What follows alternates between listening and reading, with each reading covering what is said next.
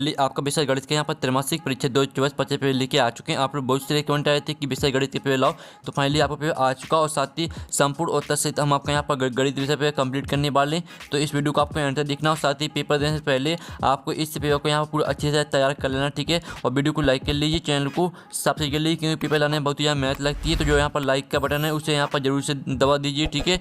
और आप यहाँ पर देख लीजिए, समय आपका 3 घंटे रहेगा, पूर्णांक 75 नंबर का रहने वाला है। और आपके यहाँ पर आता है निर्दिष्ट सही प्रश्न हल करना अनिवार्य है। फिर आपका दूसरा प्रश्न के बाद 1 से 5 तक वस्तुनिष्ठ प्रश्न जिनके लिए 30 अंक निर्धारित हैं। तो आप यहाँ पर निर्देश पढ़ लीजिए। आप चलिए स्टूडेंट, जो आपके यहाँ पर गणित के पेपर वो देख लेते हैं, तो आपको जूम करके दिखाते हैं जिससे आप यहाँ पर अच्छी तरह देख पाएंगे।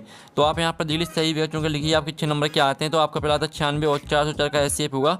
तो आपका आता है 120, बाता 4 और 7 आपका 10 और दाता 3। तो जो आपको यहाँ पर 96 और 404 का एचसीएफ रहेगा वो आपका 4 करेक्ट आंसर हो जाएगा, ठीक है। फिर आपके यहाँ पर दूसरा आता है निम्नलिखित में से कौन सी अपरिमेय संख्या है। तो आपका आता है √2, बात √3 और 7 √5 और दाता उपरोक्त सभी। तो यहाँ पर निम्नलिखित में से कौन सी अपरिमेय संख्या है, तो इसका करेक्ट आंसर आपका द हो जाएगा, उपरोक्त सभी। फिर आपका यहाँ पर तीसरा आता है बहुपद x या 2 + 7x + 10 के शून्य होंगे। तो जो आपका बहुपद दी जाएगा इस बहुपद के आपको शून्य बताना है, ठीक है। तो इसका आपका ऑप्शन आता है 2, 5 और बाता -2 -5 और 7 -2 5 और दाता 2 -5। तो जो आपका दिया बहुपद x या 2 + 7x + 10 के शून्य होंगे, तो जो आपके शून्य रहेंगे वो आपके हो जाएंगे -2 और -5, ठीक है। अब आपका चौथा आता है निम्नलिखित में से 2 चरों में रैखिक समीकरण है। तो आपका आता है 2x या 2 + 3y = 5। तो आपको यहाँ पर क्या करना है स्टूडेंट, आपको यहाँ पर 2 चरों में रैखिक समीकरण बताना है। तो इसका आपका यहाँ पर जो रैखिक का मतलब होता है कि बहुपद में कोई घात नहीं होनी चाहिए। तो आप यहाँ पर देखिए, पहले जो बहुपद दिया इसमें 2 की घात है, इसमें भी 2 की घात है और इसमें भी आपकी 2 की घात है। लेकिन जो आपका दा है इसमें कोई घात की नहीं है, यानी आपके इसमें कोई घात नहीं है। तो 5x + 6 और = 7 ये आपका आंसर हो जाएगा। फिर आपका आता है पाँचवा समीकरण x या 2 + x - 1 = 0 की मूलों की प्रगति होगी। तो आपको इसके मूलों की प्रगति बताना है। तो आपका आता वास्तविक और समान, बाता वास्तविक और भिन्न, साथ कोई वास्तविक मूल नहीं और दाता इनमें से कोई नहीं। तो जो आपकी मूलों की प्रकृति रहेगी वो आपकी वास्तविक और भिन्न रहेगी। फिर आपका यहाँ पर 6वां आता, ठीक है, बिंदु -4 और -7 किस चतुर्थांश में स्थित हैं। तो आपका था प्रथम, बात द्वितीय, सात तृतीय और दाता चतुर्थ। तो बिंदु -4 और -7 जो आपके रहेंगे वो आपकी तृतीय चतुर्थांश में स्थित हो जाएंगे, ठीक है। तृतीय आपका यहाँ पर करेक्ट आंसर रहने वाला है। तो इस तरह से आपके सही विकल्प कंप्लीट हो जाते हैं। अब प्रश्न 2 आता है रिक्त स्थान में पूर्ति कीजिए। आपके 6 नंबर के आते हैं। तो पहला था √2 एक दंडो संख्या है। तो यहाँ पर √2 एक आपकी अपरिमेय संख्या है। फिर दूसरा आता, ठीक है, रेखीय बहुपद ax + b का शून्य डॉट है। तो यहाँ पर रेखीय बहुपद ax + b का शून्य है आपका -b/a, ठीक है, -b/a आपका आंसर रहने वाला। फिर आपका आता तीसरा ठीक है, तीसरा रेखीय स्थान आता समीकरण 2x + 3y = 5 में यदि x = 1 तो y बराबर आपका होगा। तो आपको क्या करना है, सिंपली से जो आपका x का मान 1 दिया है तो आपका x का मान यहाँ पर रखना है, ठीक है, इसकी जगह पर, ठीक है। 2 गुणे आपको x की जगह पर 1 रख देना, तो 2 गुणे 1 हो जाएगा। तो आप इसको हल करेंगे तो आपका x का मान 1 रहेगा। फिर आपका आता चौथा द्विघात समीकरण 2, ठीक है, ax या 2 + bx + c = 0 की विभक्तर का सूत्र d बराबर होता है। तो आपको, ठीक है, विभक्तर का सूत्र बताना है। तो विभक्तर का सूत्र आपका होता है b² - 4ac। फिर आपका आता है 5वां, सभी दोनों त्रिभुज समरूप होते हैं। तो यहाँ पर सभी संभावित त्रिभुज समरूप होते हैं, तो इसका आंसर आपका संभाव हो जाएगा। फिर आपका आता है 6वां, 9 और 7 का समांतर माध्य दोनों होता है। तो यहाँ पर 9 और 7 का जो समांतर माध्य होता है वो आपका 8 रहेगा। आपको समांतर माध्य किस तरह से निकालना है, तो आप यहाँ पर देख लीजिए 9 + 7 और आपकी कितनी संख्या है, 2 है, तो 2 का भाग देना है आपको। तो 9 और 7 कितना होता है, 16, 16/2। तो आपका इसका जो आंसर रहेगा वो आपका 8 आ जाएगा। तो इस तरह से आपका समांतर माध्य निकल के आ जाएगा, ठीक है, 8। अब चलिए आपका प्रश्न 3 आता है, सत का चयन करके लिखिए। आपके यहाँ पर 6 नंबर के आते हैं। तो पहला आता है प्रत्येक वास्तविक संख्या एक अपरिमेय संख्या होती है।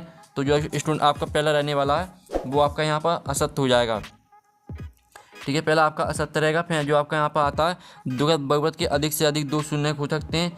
तो स्टूडेंट आपका यह रहेगा सत्य।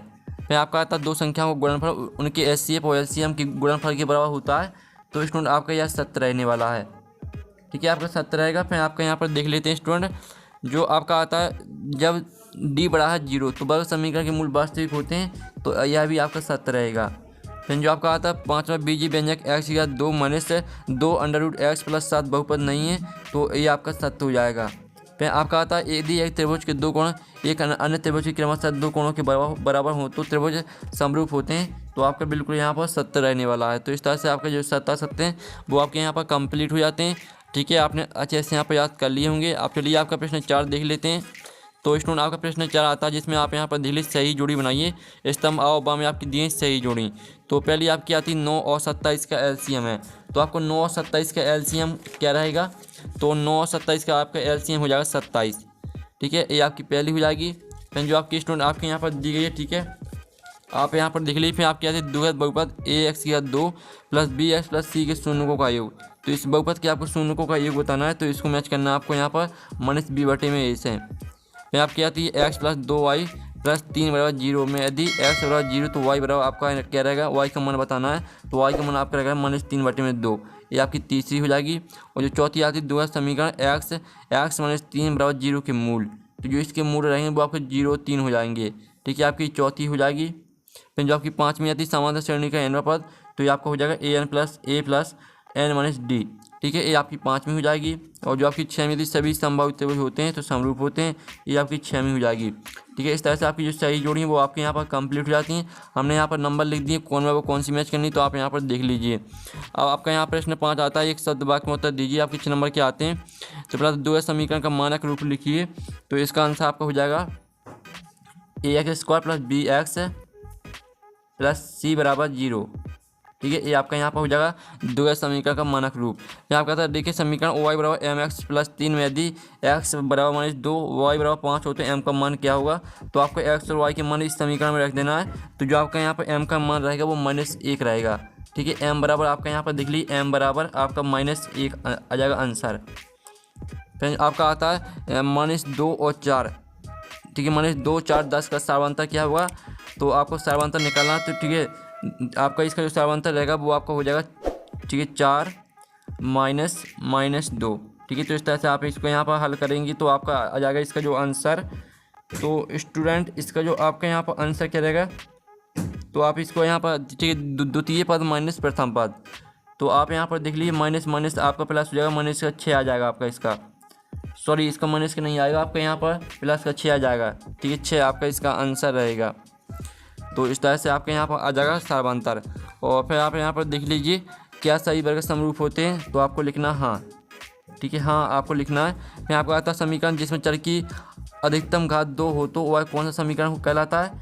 तो इसका आंसर रहेगा वर्ग समीकरण। ठीक है, वर्ग समीकरण कहलाता है। तो वर्ग समीकरण आपका इसका आंसर हो जाएगा। फिर आपका आता है मूल बिंदु के निर्देशांक क्या है? तो मूल बिंदु के निर्देशांक होते हैं आपकी 0, 0। तो इस तरह से आपके जो ऑब्जेक्ट हैं वो कंप्लीट हो जाते हैं।